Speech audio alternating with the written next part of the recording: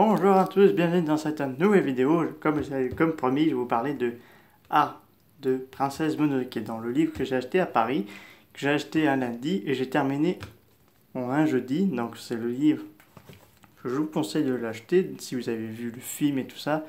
Donc là, les travaux ont commencé, ce que je dis pas de bêtises, pour le projet du film. Donc le film, le projet a été mentionné en 1994 et 95. Donc après, si tu tends dans l'oreille, donc là, ils ont commencé à faire la préparation de Princesse Mononoke. Donc le film qui a duré pendant quelques années pour Ghibli, c'est l'une de leurs chefs-d'œuvre du studio parce que ça a pris tellement de temps. Parce que faut savoir pour tout ce qui est dieu de la forêt et pour le démon, pour les sangliers qui sont devenus des démons et tout ça, ça a été fait par ordinateur, mais le reste a été dessiné. Donc je vais vous montrer quelques-uns. Donc les dessins sont vraiment réussis. J'ai trop aimé ce livre, donc je l'ai acheté.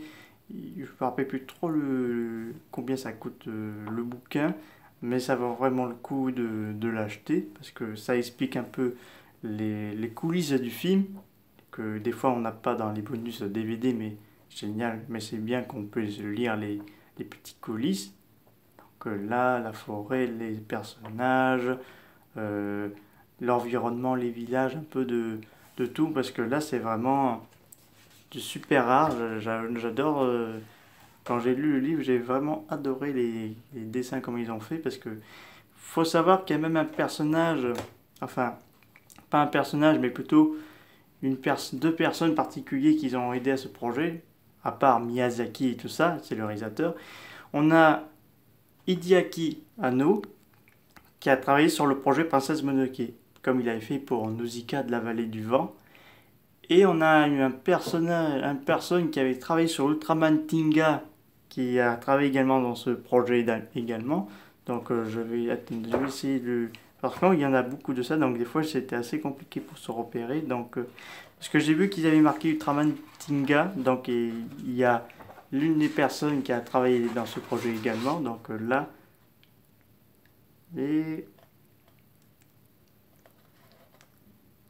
donc là, ça, ouais, là, il y a ça, c'est un peu de mal à repérer. Donc là, pour tout ça, vous voyez tous les travaux qu'ils ont fait parce que ça a duré pendant plusieurs années. Ça date de 1994, le projet Princesse Mononoke, et le film est sorti en 1997.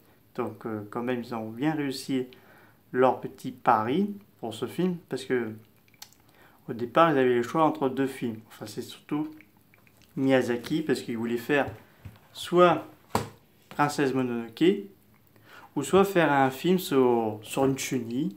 Donc là, comme beaucoup de ses collègues, il est demandé, l'une de ses collègues surtout, il a dit fais Princesse Mononoke parce que tu auras plus le temps après. Donc là, il a suivi ses conseils, donc il va faire Princesse Mononoke, un pur chef-d'œuvre, grand réussi. Pour moi, c'est le meilleur de l'animation japonais, beaucoup meilleur que les films Disney, personnellement, parce que j'aime pas Disney. J'avoue, les films Disney, c'est vraiment un peu... Tous ces films Ghibli, tout ce qui est culture japonaise, j'adore maintenant. Donc là, c'est vraiment beau, parce que là, ça me fait penser à... Il faudra juste rajouter la musique Clair de Lune de Godzilla de King of Monsters, parce que ça mérite... parce que j'avoue, c'est magnifique, c'est vraiment bien fait, l'histoire, j'avoue, c'est vraiment magnifique ce film. Donc là vous vous ennuyez pas. Donc le livre, il m'a coûté...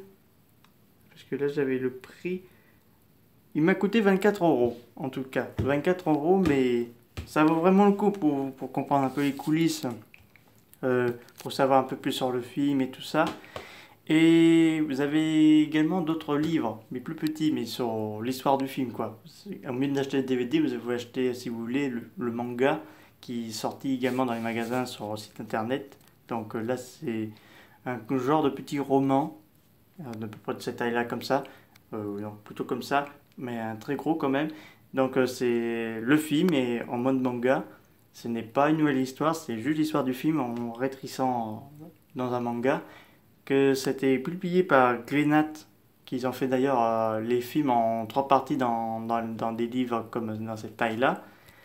Et donc là, ça m'a fait plaisir de vous partager ce livre, parce que ça m'a tellement bien plu et ça mérite d'en parler, donc je suis content de vous en parler de ça.